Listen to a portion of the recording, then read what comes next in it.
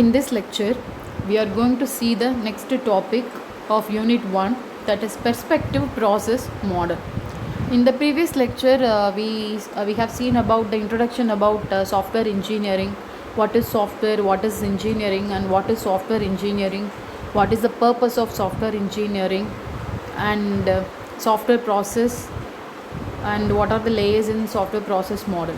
So now we are going to see what is process model, because the aim of software engineering is to develop a software product. So at any cost we have to develop a software product, that is software engineer have to develop software product. So to develop the software product there should be some model, right? So that is known as process model. So process is a set of activities we have to be performed, so that is modelized to deliver a software product to the customer by the software engineer. So that is process model. We will begin with the software. We know that what is software. It specifies a set of computer programs, procedures, and along with the documents. The documents may be flowcharts and manuals, etc. Documents are describe the program and how they can be used for the particular process to deliver a software product. So this is software. So what is software process? It is a set of activities to produce a software product. So the activities are software specification, software development, software validation, and software evolution. So in the word sense, a software specification is nothing but the functionality of the software should be defined. Software development, the software should meet the requirement of the customers. Software validation, the software should be validated and ensure that it should be accepted by the customer. And a software evolution, it should adaptable to the changing of the customer needs. That is evolution, adaptation. So what is software process model? The previous slide we saw about what is software and then what is software process.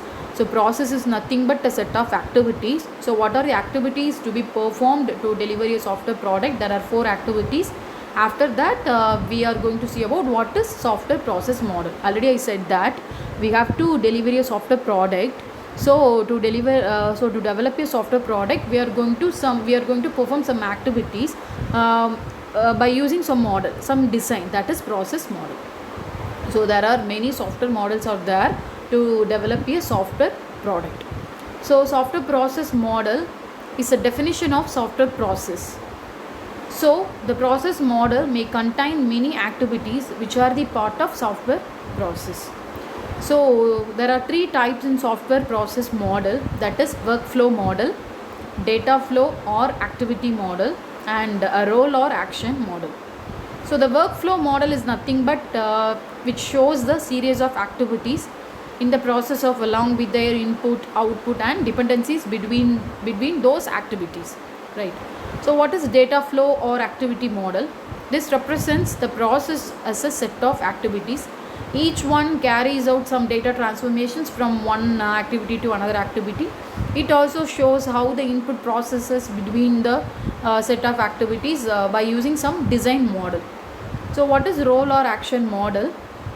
This means that this model describes about the role of the people who are involved in the process of the development of software process. So this is all about software process model.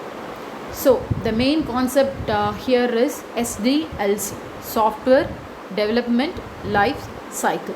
It is also termed as software process model. It is a diagrammatic representation of the software life cycle to deliver the software product. The life cycle model represents all the models required to make the software product, which have to be transit through its life cycle stages.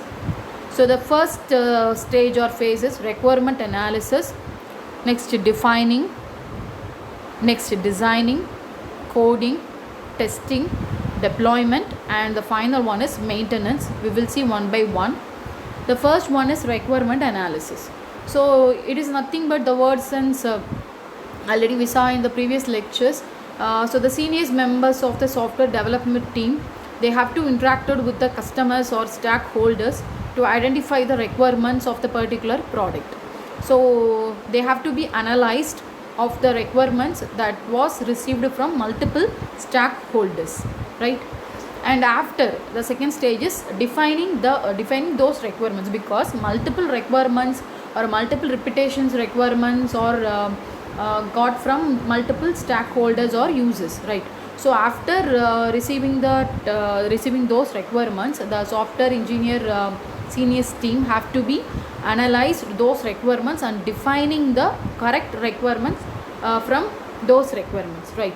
So once the requirement is analysis is done, the next stage is certainly represent and document the software requirements and get them accepted from the project stakeholders. This is known as SRS, that is software requirement specification. So after defining the requirements, they are going with designing the software, because we done with defining the requirements. So after that we can giving some a normal sketch of the software product. So it bring down all the knowledge of requirements analysis and design of the software project or product. And next one is developing the project. How we can develop the project? We can simply writing the code, that is coding part.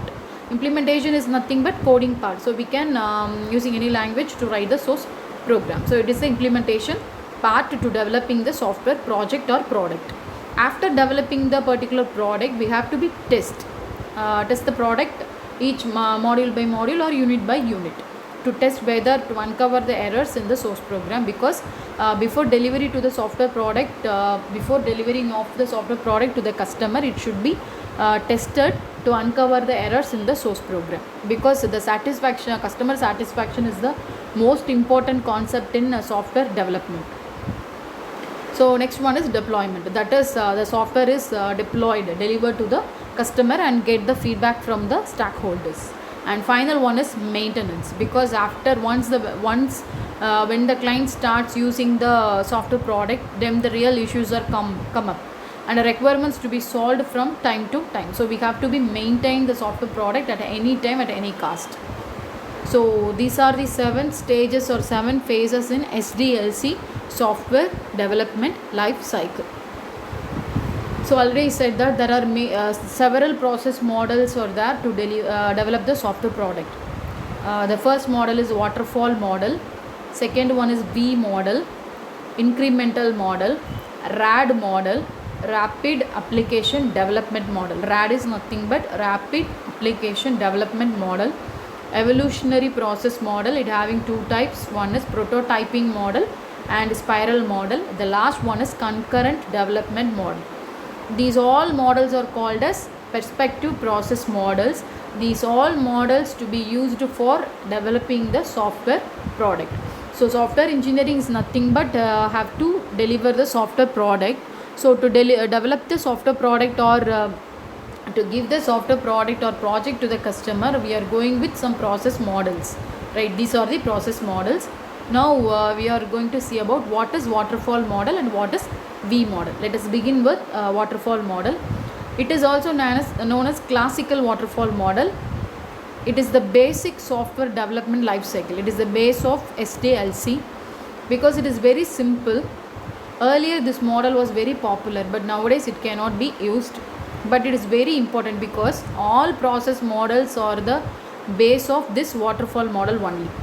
So the waterfall model divides the life cycle into the set of phases. Each and every phase having the input and produce the output to the next phase. So this is the diagrammatic representation of waterfall model. First one is feasibility study. Next one is requirement analysis and specification.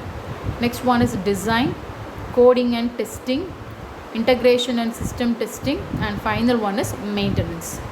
So first one is feasibility study. The main aim of this phase is to determine whether the software product is feasible, technically feasible and financial to develop the software. So that is the feasibility study. So before getting the requirements from the customer or stakeholders, the software engineers team have to be analyzed. The particular it may be the situation or budget, or it would be financially or technically feasible to deliver the particular product. After the discussion is done, then only they have to analyze the requirements. That is, they have to be interacted with the customers to receive the requirements from them. So after completed the feasibility study, they are going with the next step, requirement analysis and specifications. These all concepts are the same thing for all perspective process model, because all process model having the same 5 concept. One is requirement analysis, design, coding, testing, and final one is deployment and maintenance. So the same concept for all perspective process model. So requirements to be gathered from customers or stakeholders. After the requirement analysis is done, they have to be specified the particular requirements. After requirement analysis and specification is done, it should be designed in a particular model. It gives the clear picture about the requirement or the overall software product or project.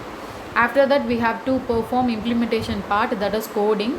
After coding is done, the testing process to be started to uncover the errors in the source program. So next one is integration and system testing. Unit testing is nothing but we have to test the software project as a unit by unit or module by module. After then integration testing is performed. That is, if a project having 5 modules, so in this unit testing, each and every individual 5 modules to be tested.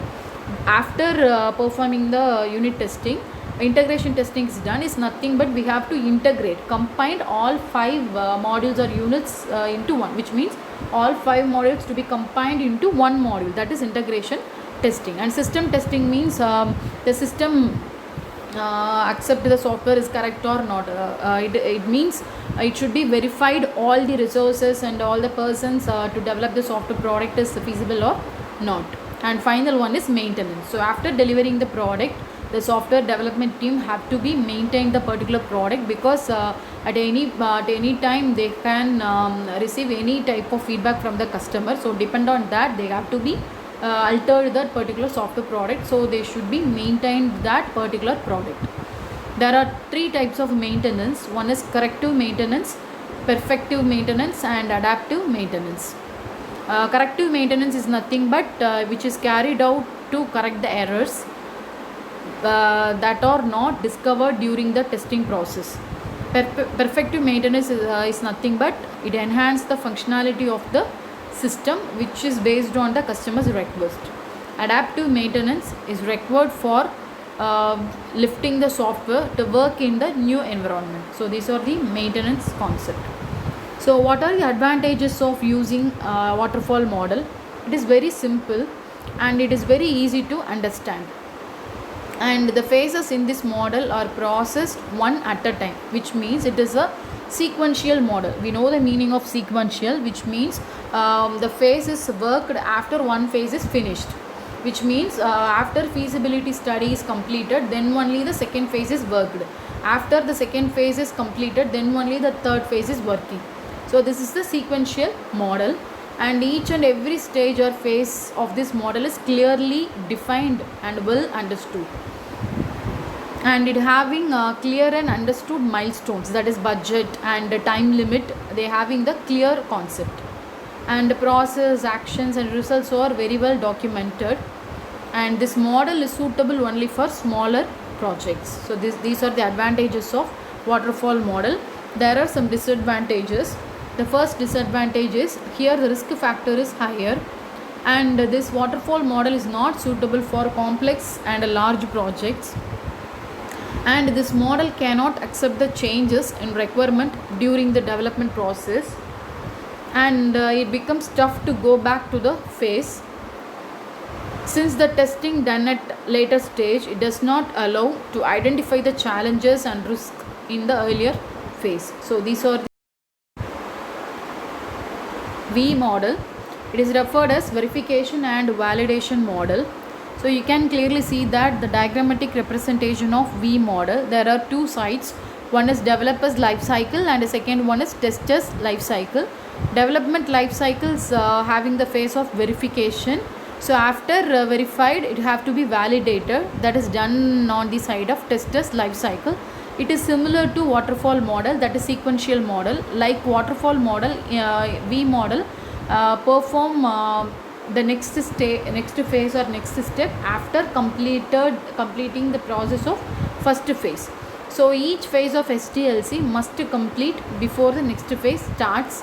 It follows the sequential design same as waterfall model, and the testing of the device is planned in parallel with the corresponding development of the each stage or each phase.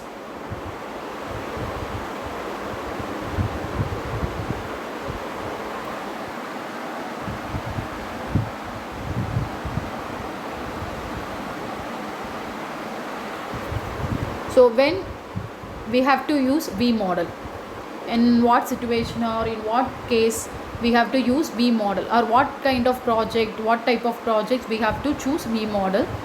When the requirements is well defined and the requirements are not ambiguous. Ambiguous means repetitions. When the requirements are not repeated, then the V model is suitable. And the V model should be used for small to medium sized project, but the requirements are well defined and fixed one at the beginning stage, and it should be chosen when the technical resources are available at any time with essential technical expertise. So these are the situations or conditions to applied V model. So in this V model, for the developer's life cycle, the first step is we have to specify the requirements, and second one is system requirement specifications. What are the resources to be available in system, right? Next one is high level design. We can represent the hierarchical or diagrammatic representation. After that we can simplify the design, that is low level design. Correspondingly, they can the tester's life cycle performed unit testing. After that they can testing the software as component by component. Then they can perform the integration testing. Finally they have to perform acceptance testing. Acceptance testing is nothing but they can verify that the software product is acceptable by the customer or not. So what is the advantage of V model? It is very easy to understand because it is similar like waterfall model, sequential based model. And the testing methods are like planning. Test designing happens well before coding, and it saves a lot of time, and it avoids flow of defects during the development of the software product, and it is very work well for small type of project or small plans, but the requirements are easily understood and well defined. But there are some disadvantages. First one is it is very rigid and least flexible. It is not flexible because it is very suitable for the small plans, so it is not flexible, least flexible. It is not flexible means it is least flexible, and it is not good for a complex project. It should be suitable only for small to medium sized project. So no early prototypes are produced, right? So this is the main disadvantage of V model. And if the customer need any changes in the middle stage, then the test documents along with the requirement documents has to be updated. So this also the disadvantage of V model. So in this lecture we have seen about software, what is software, what is software process, and what is software process model, and what is SDLC, software development life cycle. After that there are multiple process models, perspective process models. So in that process models we saw about waterfall model and V model. Both are based on sequential method. Is nothing but one phase have to be start their work after the previous stage or phase have completed their work, one after another. So both are very easy to understand, very easy to design, but both having some disadvantages also there.